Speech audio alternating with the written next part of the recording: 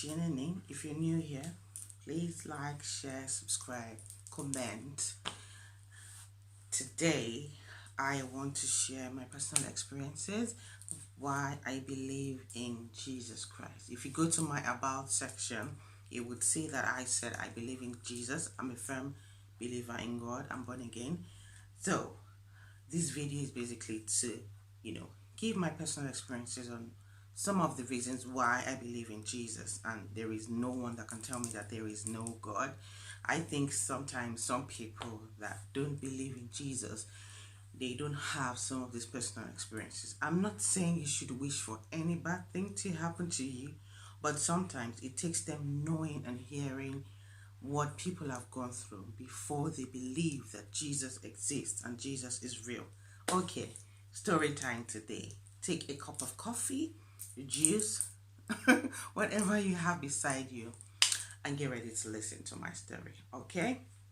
The first story I would like to share, first experience, is when I was much younger. I grew up in Nigeria, okay? So I was born and raised in Nigeria.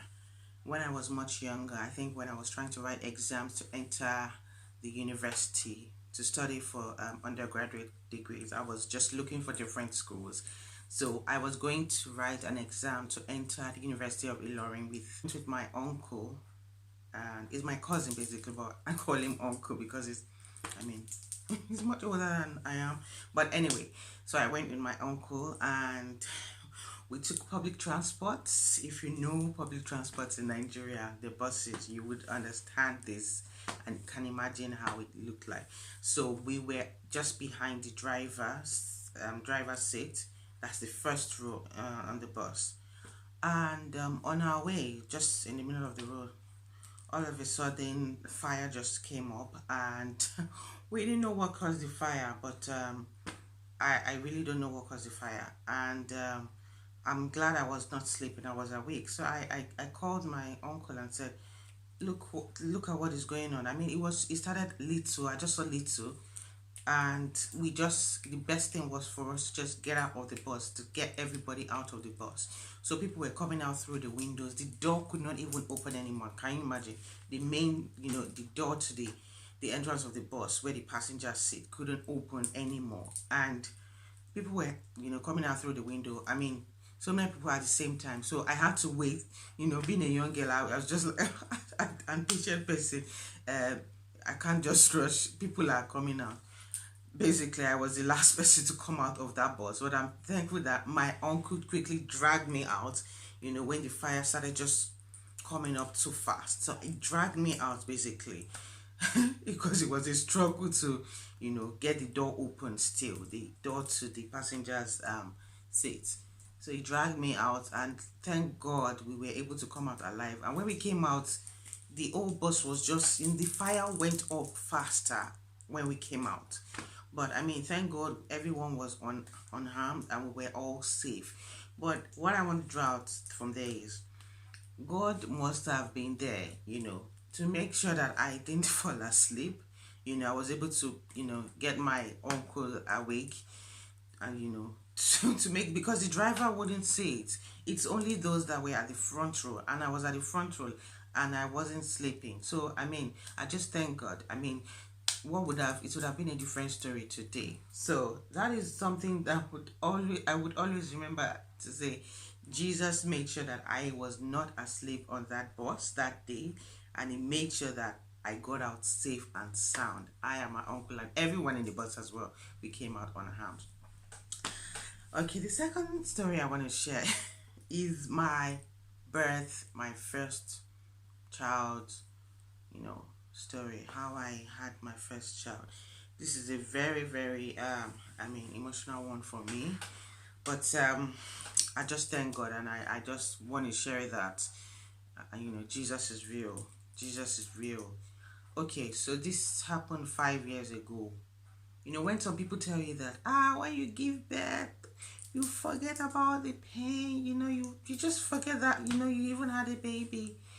I don't think that's always the case, especially if the birth was not, a normal birth, or there was some kind of complication or issues. it's not easy to forget that kind of, experience. I don't think so.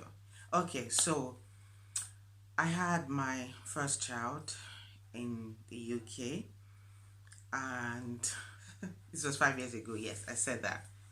So he was born on his due date, and I think he should have been born even before his due date.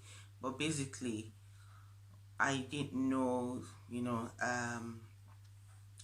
that my water was already breaking, or it had already broken. Sorry, but I didn't feel anything of such. But basically, when I got to the hospital, when my midwife came, checked me, she said I had to go to the hospital very fast, quickly. When I got there, they were examining me and all that, and they all of a sudden they just said, things are not as they seem.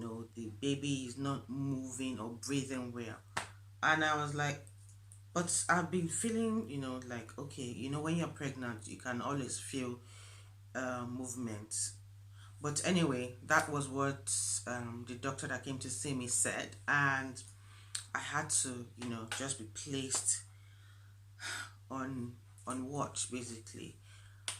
And before I knew it, many people were just examining me down there, saying, oh, you are not whatever dilated, blah blah blah. I mean, when those doctors, examine you down there, it's not beans, it's not an easy something. They'll come in, check, and then put back in and come. No, it was really painful. The baby was not yet born then. By the time they realized that this baby's oxygen level, or is under duress, they just had to, they had to do an emergency cesarean section for me. Okay, and all of a sudden I now started feeling ill, sick myself. My whole body was shaking, like vibrating. I was shaking and seriously shaking. Anyway, we got to the theater. I was leaking even before they carried out the operation, because I was just ill and I don't know what happened. I couldn't really move well. And then when so many doctors came over, and I think my eyes were just turning. I didn't even know what was truly going on. I just know that I was weak, because it happened like since morning. I left the house very early in the morning, and this was getting to the evening time, or I couldn't, when you're about to do cesarean, you wouldn't, you wouldn't take anything. So night time I was still there. This is when they now started the operation. So the doctors, brought out the baby, and the next thing I knew is I didn't even know this, actually. It was my husband that told me. They brought out the baby. I didn't have the opportunity to hold my own baby and have skin to skin.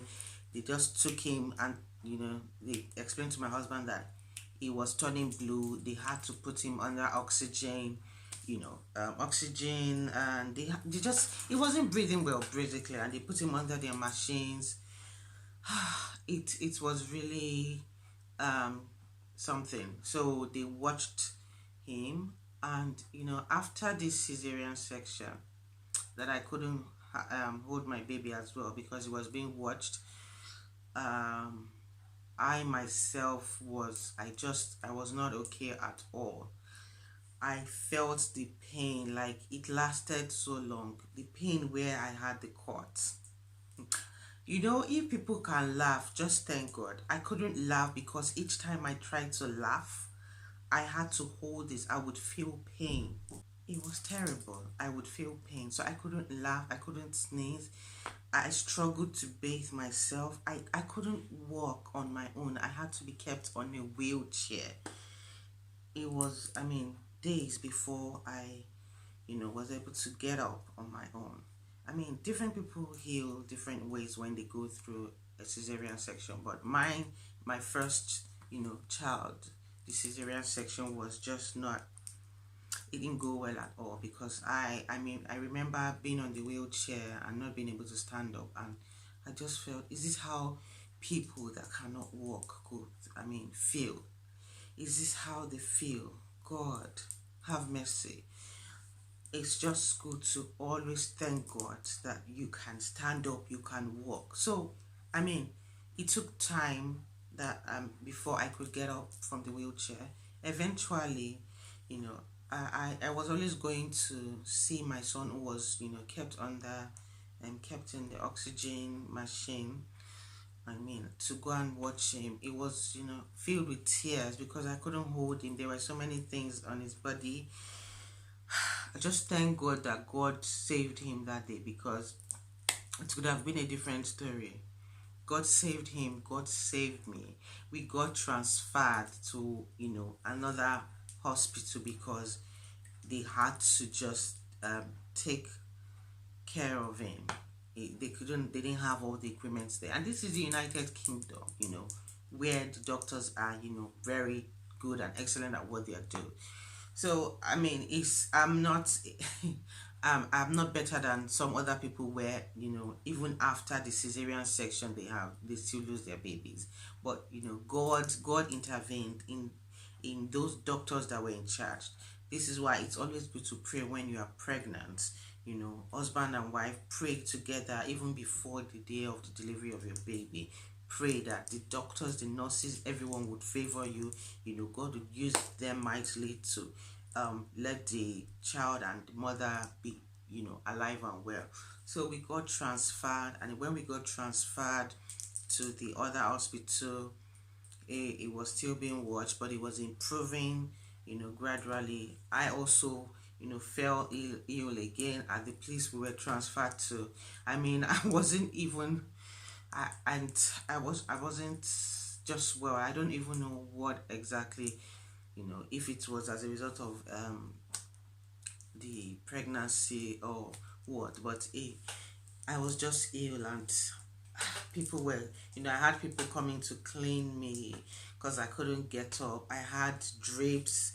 I was giving, so many needles in my arms, everywhere, basically, is all I can say. And when I look back and I think, I just say, God, thank you. You saved me and you saved my son. Because I don't know who would have gone through that and to say there is no God. I had to take antibiotics, needles in my arms, in my on my hand as well. And even while going through all those, while they were checking me, checking everything, I still was, because I wanted my baby to have breast milk, and of course I was full. I was still trying to pump milk so that the nurses could help to give my baby the breast milk. It was not easy because I had to pump while I was going through pain or while I was still healing. So this is just one of the many experiences. Basically, at the end, I think we were at the hospital for like 2 to 3 weeks. Before it was going to almost the third week before I was able to finally hold my baby and put him on my chest. But it was much older then, so it wasn't the immediate birth that some people have, and then they hand the baby over to them. And I still thank God anyway that I was able to hold my baby, and today is the baby is still alive. Is my first child. He's alive and well. He's doing well and strong. He's breathing well. He's breathing on his own. He's not using any oxygen, to the glory of God. And God is still perfecting his life in so many ways, in so many areas. So I just wanted to share this story to let you all know that, let someone know that God is real, Jesus is real. Jesus saves. Jesus is a miracle working God. So many experiences, so many healings, sickness that I've been healed from, saved from death, and so yes, okay, this is not to brag or anything, but I just wanted to share this personal experience. If you're yet to give your life to Christ, please give your life to Christ. Jesus is coming soon, and Jesus will save you once you believe and accept Him. Amen. Thank you for watching my video. Please like, share, comment if you love this video, and I will see you in my next one. Bye.